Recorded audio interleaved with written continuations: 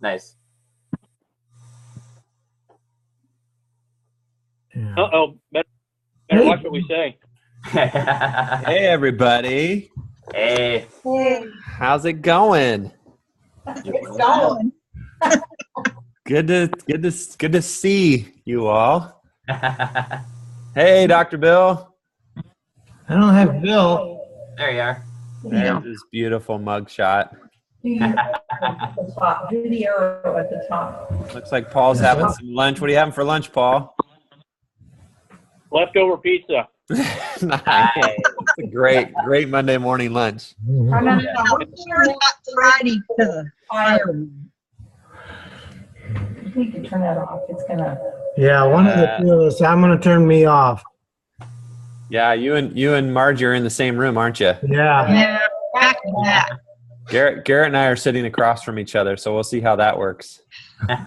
We share an office now, which I think is amazing, but I'm not sure how he feels about it. Are we going to see your face? We get to see your face? Yeah, they need to see your beautiful face. Oh, wait. Disconnected. Well, I've got about I think 40 minutes that this gives me because I'm too cheap to pay for the deluxe version. And so I'll jump into a few things as people come on. Thanks for logging on, fellow pilgrims. And this is the beginning of a great adventure. I'm really excited about this. Excited that you guys are on board. And there's I think 26 of us currently to date. And so it's a great sized group, and we're just praying for everybody as they prepare. Each time we do one of these, I want to just highlight one particular place that at this time next year, you will never think about the same. And so I thought it'd be fun because we're in December just to talk for a few minutes about the city of bread, the house of bread, the city of David, the city of Bethlehem. And so Bethlehem is a city in Israel. Hopefully you know that already. But I want to read from Micah, one of the minor prophets, and he writes this: "You, Bethlehem, though you are small among the clans of Judah, out of you will come for me one who will be ruler over Israel, whose origins are from of old, from ancient times. Israel will be abandoned until the time when she who is in labor bears a son, and the rest of his brothers return to join the Israelites. He will stand and shepherd his flock in the strength of the Lord, in the majesty of the name of the Lord his God, and they will live securely, for then his greatness will reach to the ends of the earth, and he will be our peace." Of course, we know who the he is there, and that is the Messiah, Yeshua, Jesus. And Bethlehem is one of the places that we're going to take you. And you may even see a shepherd shepherding their flock there. In the hills surrounding Bethlehem. You will have a chance, I'm sure, to pick up some souvenirs made of olive wood from the city of Bethlehem. We have a little nativity music box that we picked up the first time, and so we pull that out every year and show our kids. And instead of a stable, there's a palm tree that's kind of over the Holy Family, so it's more historically accurate that way. One of the places we'll take you is the Church of the Nativity in Bethlehem. It's the oldest functioning church in the history of Christianity. And the entrance to the church is so low that every person that goes through has to bow before they come into the church. And one of the things you'll find when we go to Israel is a lot of the churches, the holy sites, are not Protestant churches. They're churches that have Eastern Orthodox, Armenian, Roman Catholic. And so you find some of these ornate icons, the different decorations and those types of things. And it's particularly cool, I think, at the Church of the Nativity because a lot of the decorations look like Christmas ornaments. And so you'll get to see those as we go in to the Church of the Nativity. Currently, it's under construction. They're doing not under construction, but renovations. They're doing renovations on it. So you'll also see scaffolding and things like that. But it's a really neat place. And there's even a little star at the place where tradition holds that Jesus was born. That's probably not the actual place, but pilgrims for centuries have gone and put their hands there and and thought about the Christ child there. So that's just one of the places we get to take you, and I'm so excited to do this journey with you. You'll never read these stories the same. And so each time we get together, we'll kind of highlight a different location. But let's start off just by sharing briefly our names. Some of us know each other, some of us don't. Some of us are Pesm students, and some of us are add-on pilgrims. So just real briefly, if you'd say your name and one thing that you're excited about seeing or experiencing on this trip coming up in May. So let's start with Caleb. Ooh, that's me. Let's see. Well, my name is Caleb. You might have guessed. Let's see. I don't know. I'm just excited to go to Israel. I've never been there before, so it'll be cool to be in a place where I hear all these stories about and spend plenty of time reading about. So yeah, that'll be pretty cool. And where do you maybe where you live too? Where do you live, Caleb? Vancouver, Washington. Awesome. Okay. Margie, how about you? Yeah, Margie Guy. And I was just thinking about it this morning, and the Theodore stuff, and being able to maybe kind of sing the song in my head as we're walking that way. Great. And where do you live? I live in Oregon City. Oregon City. All right. Paul, how about you? Paul, and I live in Billings, Montana, and I think, I've heard people talk about the Sea of Galilee and what that's like to look at, and so I'm kind of looking forward to that. I've seen pictures. And then I think also just sharing the experience with you guys, Dr. Bill, some of the people at Pesm. I think it's going to be kind of fun. So Cool. I'll try not to mess it up too much. Nah, you won't. It'd be kind of like a graduation trip for you too. Yeah. That's awesome. I'm so glad you're coming along. Robin, how about you? Can you guys hear me? Yep. I have a really bad echo up here. My name is Robin Guy, second year student, trying to get through 3 years. What I'm kind of looking forward to is to see the terrain. You don't read a lot about it, but you hear about all the trees and all of that kind of stuff. I just can't picture that in my mind. So I'm going to be interested to see what the terrain is like. Great. Yeah, I think, don't quote me on the exact number, but it's something like 14 or 16 different geographical regions in the small state of Israel. Is that close, Rabbi Bill? Somewhere in there? Yeah. Awesome. Dr. Bill, how about you? Two things. One is watching the way that students respond for their first time there. That's always exciting. The second thing is that I've never been to a lot, so this will be my first time there. Yeah, great. Yeah, mine as well. So that's a neat part of this trip. We were able to do a lot of some things that the normal tour groups don't do. They don't have time for. And so we're throwing a few extra things in there.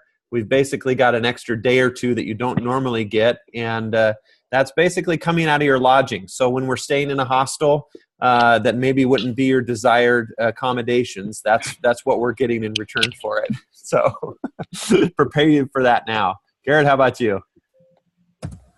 Yeah, I'm Garrett, sitting right across from Ryan, and here in Corvallis. And I'm very much a visual learner, and so for me, it's the ability to take these physical places, these places that really exist, and match them with the stories that are already in my mind, and then to be able to use that. I mean, I don't know how it couldn't impact the way that you then teach and share that with people. So that's what I'm looking forward to. Awesome. Thanks, Garrett. Mr. Hall. Yes, and you may call me Sam, Sam Hall. I'm from Salem, and I'll be looking very interested in the area around the Sea of Galilee and experiencing the Sea of Galilee. Our men's group recently did a study on the miracles of Jesus. And part of it was we saw how far Jesus had to travel and his disciples. So it was very interesting. And I know it was much different then than now, but a lot, of course, but will be the same. Wonderful, Sam. I this is going to be hard for me because I'm tempted to project a lot of my own experiences on all of you.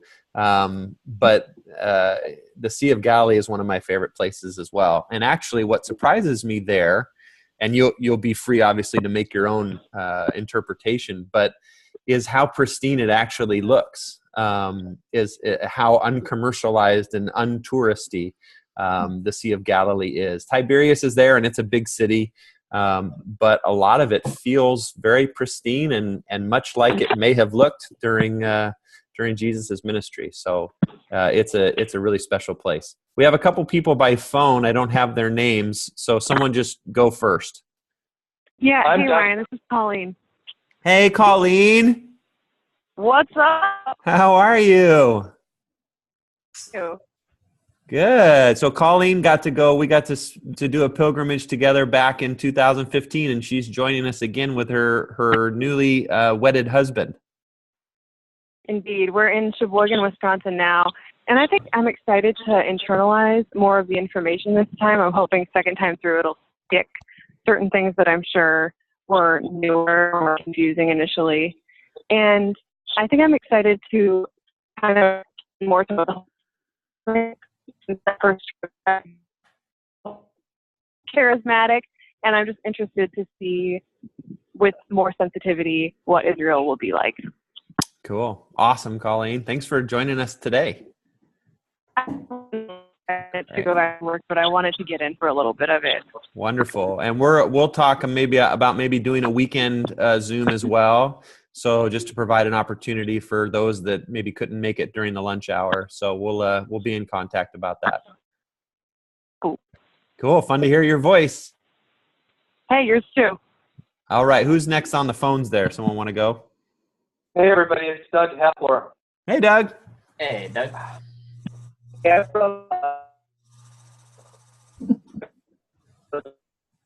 I think one thing that I am really looking forward to also, I'm with Garrett, is I'm a visual learner to actually see and experience where Jesus walked. And so many things that have been an impact of my faith have happened and occurred will just be very impactful on me, I believe. Wonderful. Awesome, Doug. Thanks. So glad you're coming along. Yeah, and your wife is joining us as well, correct? True. Yeah. Awesome. I'm so glad you guys get to experience this together. Okay, I got one more person on the phone, a 406 number. Are you there? You know, I wonder, I dialed in and did the Zoom meeting because I think that's how I had to do it on my iPhone. Okay. Is it 697-0102? Okay. Yeah, got that's it. me. Okay. Did I miss anybody else? Cool. Well, one of the neat things about this and about one of the goals of the Zoom meetings is to build a little bit of community before we jump on a 13-hour flight together. And some of you, again, you know each other already, but it's such a neat experience just, going to Israel, but to be able to share it with other people. And some people you may know well and may not know well. So we want to create some of that as we go through these months of preparation. And you'll be placed when we're on the ground. You'll be placed in pilgrim pods and groups, smaller groups, because one, so Colleen doesn't get lost again. Because of where we go can be crowded, and so you'll keep an eye out for one another. But then in the evenings, you will have some space each night to process some of the things that you're thinking, you're feeling. You'll feel like a saturated sponge while you're there. And so the ways that you in your own life go about kind of processing things. Some of us are external processors. Some of us are internal processors. If you're a journaler, you'll want to bring a journal along. We'll have some other resources for you to process. But begin thinking about, okay, how am I going to process all of this? Because as Colleen mentioned, you're just taking in a lot all at once. And so we'll create some environments for you to process those on the ground at the end of each day with a pod, Pilgrim Pod. But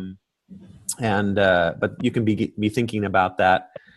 Some others of you have asked, how do I prepare? What sort of things can I read?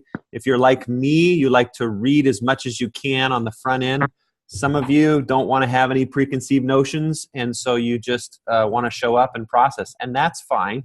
But if you're a reader like me, I'm going to post a link to an article. It actually just came out in National Geographic.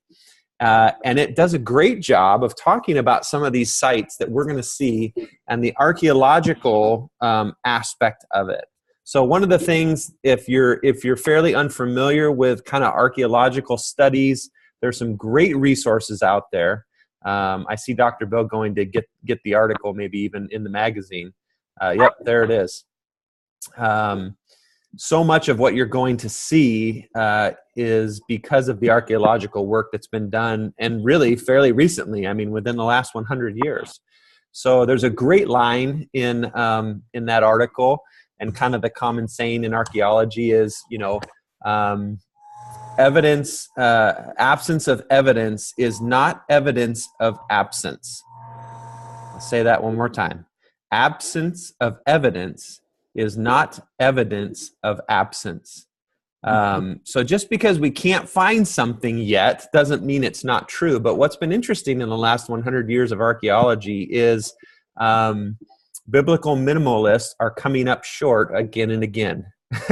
And people who date things late are coming up short again and again. The stuff that is being discovered is pushing the dating of things back farther than maybe more progressive scholars would have initially thought. And we are finding more and more material that's confirming biblical narratives. And so it's really fun to be on the ground, experience those. We're going to have a chance to actually participate in an archaeological dig of sorts. And again, that article just does a great job of, I think, talking about kind of the connection between history, archaeology, and our faith. Dr. Bill, you have anything you want to add about that that article?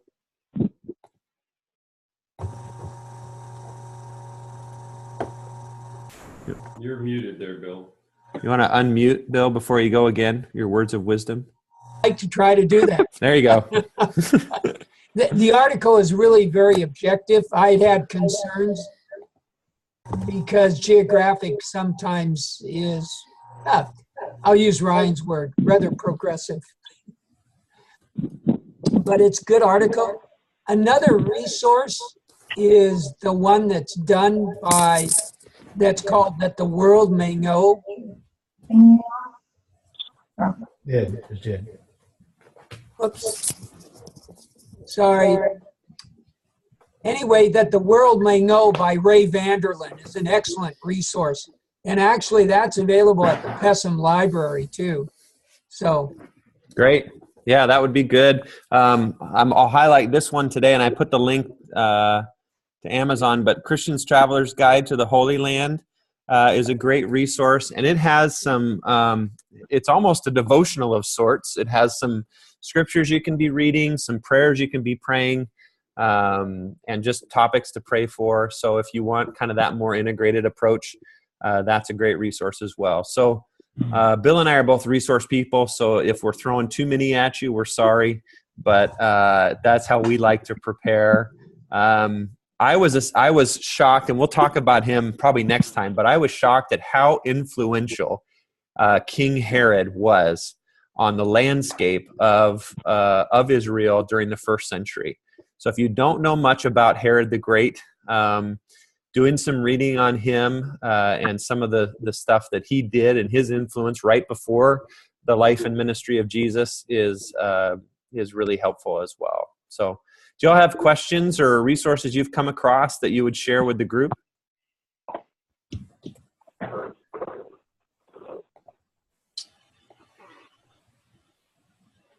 Okay, great. A couple important.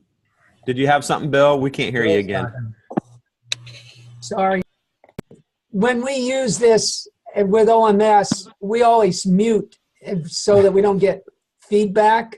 So anyway, this is a resource that's available through Bridges for Peace. And some of you may know Bridges for Peace, but this is really very well done.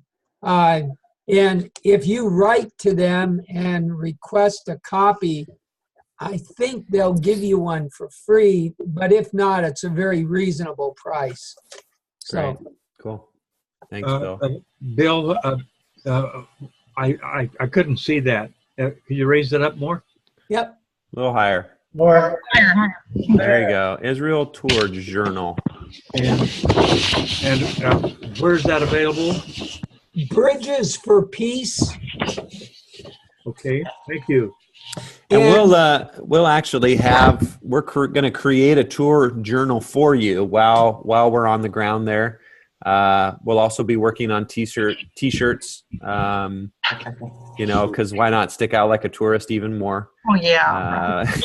And again, I want another the goal is not to lose Colleen. That's kind of the goal. One of the goals of the trip. She's married now, so her husband can help with that. But yeah, right. Any other questions just about resources or ways you can kind of be preparing as far as information and research? Okay.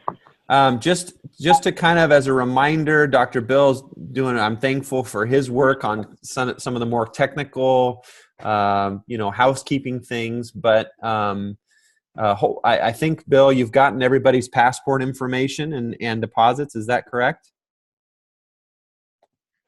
Yeah. We have everybody's deposits, the initial deposits, but it's a good reminder that the 1st of January, we need to have the second amount in. Now, the guys have paid all of theirs up front, so guys are off the hook.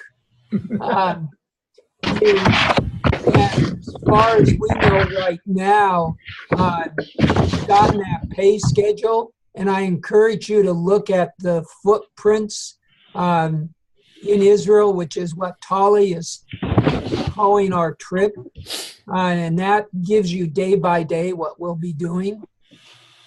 But I think we've got 1, 2, 3, 4, I think 5 people that are in passport revisions. Colleen is just getting her name changed on hers, but we have four folks whose passports have expired, so they're renewing. Yeah, the Israeli guards will prefer to see a passport that's working. Well, actually, we will get stopped right at Portland. So yeah, either Portland or San Francisco, you'll go through an additional security check before boarding the plane to Tel Aviv. If you've traveled internationally before, the things that you'll experience on the way to Israel, I wouldn't say are any more heightened. It may be a tad more thorough, but when you realize that what they're doing is ensuring your safety and the safety of the people you're with, and that you're not dealing with a Western culture where it's all about my rights and my individual needs and preferences. It's about the good of the community in the whole. Those are good things to keep in mind as you go through that. Go ahead. Do they look through the suitcases, the big ones? Yes. So you won't want to put locks on your suitcases because they would just simply break those if they needed to get in. They don't. It's usually a random search, but they always ask you not to lock those because they may.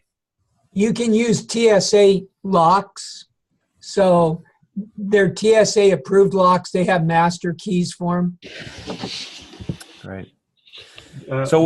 Go ahead, Sam.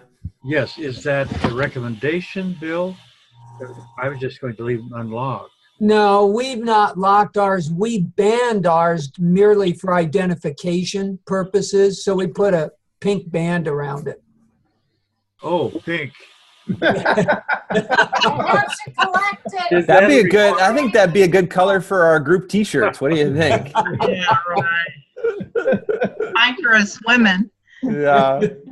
What other sort of technical questions do you have, or travel questions? Now I think would be a good time if you have something. And this is being recorded as well, so for the folks that can't join us today, this conversation will go out to them, and they'll have the option to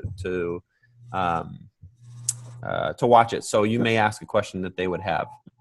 Is there a weight limit? Like for Yes. you? Yes. Yes, there will be a weight limit for each suitcase. Ryan's trying to make a joke out of this. Yeah, I understand. There's a weight limit for your suitcase. I believe it's 50 pounds with United.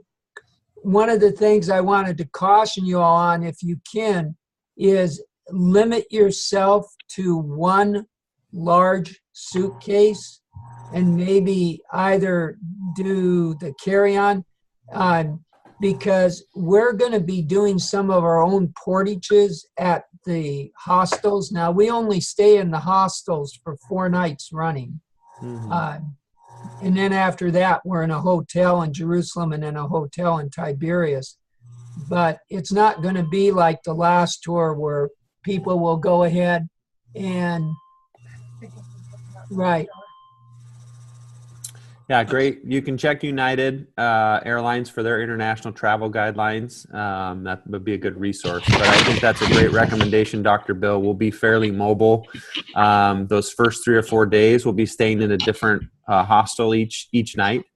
And then we'll settle in at Jerusalem for a little bit, and then up to the Sea of Galilee. So, we'll travel by, there's a nice bus, lots of space, but the lighter you can travel, the better.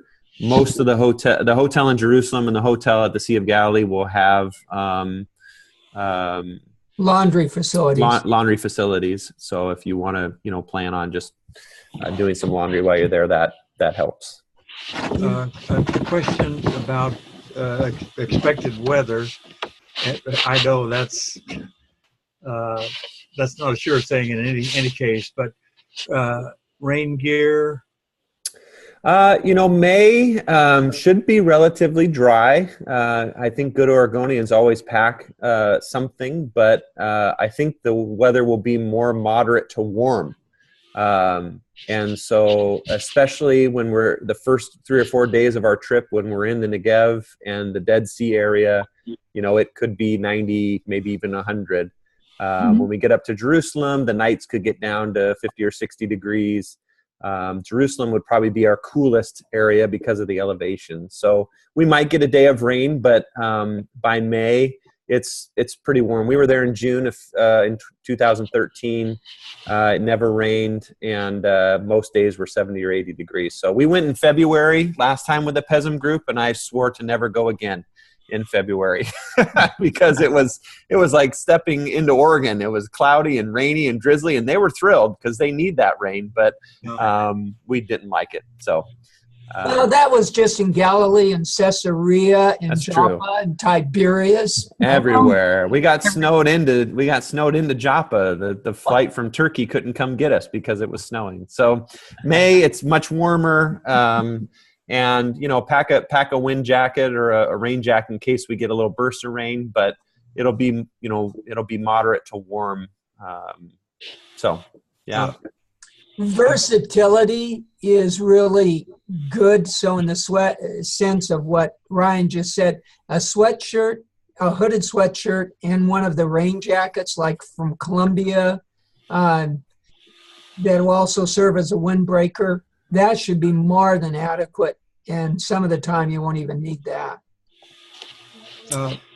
Is there any clothing that would be offensive to I don't have the prettiest legs in the world on it, I realize.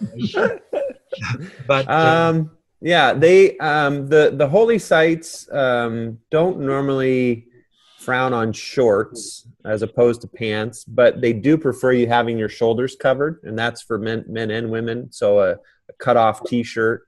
They'd probably ask you to put a jacket on. Women, it's good to just carry a shawl. I've had different experiences with at different sites, but it's good to have shoulders covered. When we go to the Western Wall, they'll actually have head coverings for the men, but they're right there on site, and you actually can keep it if you want. So it's a neat little souvenir. But that's really the only place where they ask you to cover your head. Women may have to cover their heads going into some of the churches. Yeah, so a shawl would work well for women. It's light and easy to carry, and you can take it on and off. Yeah, I mean, if you want to send a picture of your legs later, Sam, we can have a conversation about that. But maybe include Dr. Bill just for accountability. Yeah. But I can shave them too. Yeah, so that's a good question, though. Really good question. On a similar idea, are there any things that we would think of normal that they would think were offensive? I mean, they're gonna have you pegged as a tourist the minute they see you, so you get a little bit of grace. Okay. Cool. So I think if you've traveled internationally, there's some just good practices that apply. If you're going to take a picture of someone, it's polite to ask, to take a picture of them. I don't know, Dr. Bill, what other are there any customs or cultural sensitivities? Obviously, not everybody there is Jewish. Some are Muslim, some are Arab, some are Israeli, non-Jewish Israeli. So you have a melting pot of people, which is exciting, but it's just good not to make the assumption that they're all excited for the day that Jesus comes back or that type of a thing. And things you would normally go ahead. We never take pictures in security. You're not going to want to take pictures of the security when we go through the wall situation going into Bethlehem. You're going to want to be careful about doing things in what we call the Arab sector. And taking pictures of the soldiers, you really definitely need to ask whether you can do that or not. Otherwise, you could lose your whole phone. Mm-hmm. Yeah, that's good. That's good. Yeah, we do get to cross into the West Bank, which I think is an important part of the tour. Bethlehem is in the West Bank, and we'll pick up a Palestinian guide there. And there's also a Stars and Bucks cafe in Bethlehem, not Starbucks, Stars and Bucks, and it's where all the white people go to get their drinks. So if you're thirsty, we could do that too. But yeah. Good questions. Yeah. Oh, and one more. Is using the name Yahweh offensive to Jewish people? Yeah. So they wouldn't use the divine name. Okay. Yeah. They'll say Hashem probably. Oh, okay. Which means the name, or Adonai. So yeah. So if you're working on your Hebrew, they don't have a name. It's just the name. It's the name that's not spoken. It's the name that's revered. So yeah, cool. Good questions. And it's not on your schedule, but we're hoping when we're in Jerusalem to go to a large Messianic church that's there. And then in Tiberias, we hope to go to a Messianic church. It just depends on how tired you all are from what's going to be a rather extended day of travel. Mm-hmm. Yeah, the schedule's packed, and it's intentionally packed. We want to make the most of your time while you're there. Things may occasionally get moved around, or we may make an executive decision to pass over a site or two. But we'll try and keep that at a minimal because we want you again. You may never go back, so even if you're a little bit tired, we may forge ahead. There's always the option for folks to rest on the bus. to sit down and, sit by the street and people watch. So certain places obviously will be more appropriate for that than others. But, if you're getting overwhelmed, it's okay to sit and rest. So I just got another question. okay. Most of the cameras and stuff use rechargeable batteries. Is there an international plug that we need to get our hands on or something like that? So Garrett, if you look in the Zoom group chat, Garrett just posted a link to an adaptable international converter. And then there's like a passport holder. Did you put that on there too? So if you want to like hold your passport on your person. So those are some good resources there. I think bringing an international converter would be good, and they're not too expensive. Yeah, it's I'll have Diana, I'll go ahead and check that. Also encourage you, if you hadn't been thinking about it, a small backpack or one of those waist belts for when we're touring that you can just quickly grab. And I'd encourage you during those first 3 or 4 days that we're going to be doing the quick thing with the hostels, you might want to consider working out of your carry-on for those so you don't have to keep packing your big suitcase. That's just a cooperative idea. I'll go get the adapter that you need. If I remember right, I think some of the places will take just a regular American plug, what we call a Western plug. Some of them use the European plug. Just a moment, I'll check. Yeah, it'll just depend on the hotel. So it's good to have an adapter along. And the backpack's a great idea. Some days we'll be getting on and off the bus and busing to our locations, but other days, especially in Jerusalem, we'll just be walking all day and won't see the bus at all. So something you can carry along with you would be really helpful. Any